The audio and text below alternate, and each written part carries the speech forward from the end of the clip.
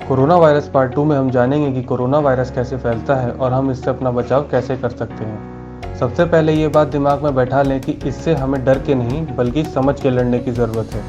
पहले ही गवर्नमेंट बहुत सारे तरीकों से लड़ने की कोशिश कर ही रही है, पर यह बहुत ज़रूरी है कि हम अपने स्तर पर कुछ चीज़ों का ध्यान रखें जिससे इससे संक्रमित होने की संभावना कम से कम रह जाए। वीडियो में इस बीमारी की डिटेल स्टडी जानेंगे और किस स्टेज में क्या सावधानी बरतनी ज़रूरी है इस बात पर भी फोकस करेंगे।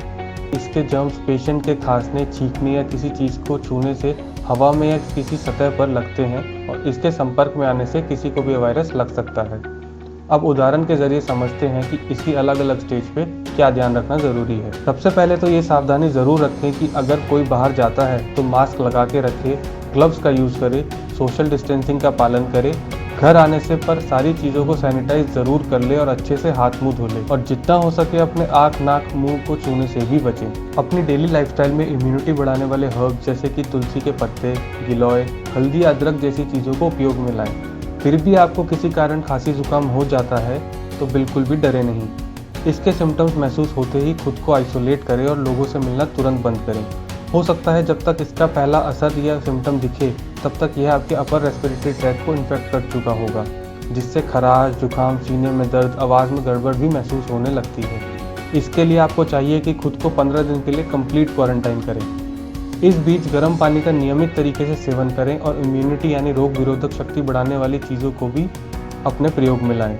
इनका सेवन कम से कम 1 महीने तक करें और अगर बाद में भी इसको नियमित दिनचर्या का हिस्सा बनाएंगे तो फ़ायदा ही रहेगा। इतना करने से आप कोरोना ही नहीं बल्कि अन्य घातक बीमारियों को भी मात दे सकते हैं। अभी तक बताए हुए तरीकों से 80 से 90% लोग रिकवर हो जाते हैं, लेकिन बचे हुए 10 से 20% लोगों में ये सीवियर भी हो जाता है, जिसका कारण या तो कमज़ोर इम्यूनिटी होती है या उन्हें पहले से ही कोई और रोग होता है।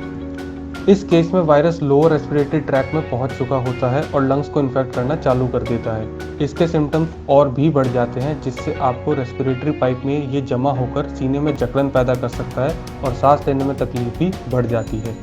सबसे बड़ा नुकसान ये होता है कि पूरी बॉडी में जितनी ऑक्सीजन पहुंचनी चाहिए, लंग्स में वायरस से हुए नुकसान के चलते उतनी ऑक्सीजन बॉडी को नहीं मिलती, जिससे ऑर्गन फेलियर शुरू होने लगता है। इस केस में नज़दीकी डॉक्टर या हॉस्पिटल में अपना चेकअप जरूर करवा लें, क्योंकि इसमें वेंटिलेटर या और अतिरिक्त इलाज की ज़रूरत पड़ सकती है। कोरोना की जानकारी ही कोरोना से बचाव है। जितनी मजबूत आपकी रोग विरोधक शक्ति होगी उतना ही हम इससे सुरक्षित रह पाएंगे। अपने नेक्स्ट पार्ट में हम देखेंगे लोग इससे कैसे आगे बढ़ सकते हैं, इस महामारी का अंत कैसे होगा और हम इसमें अपना सहयोग कैसे दे सकते हैं।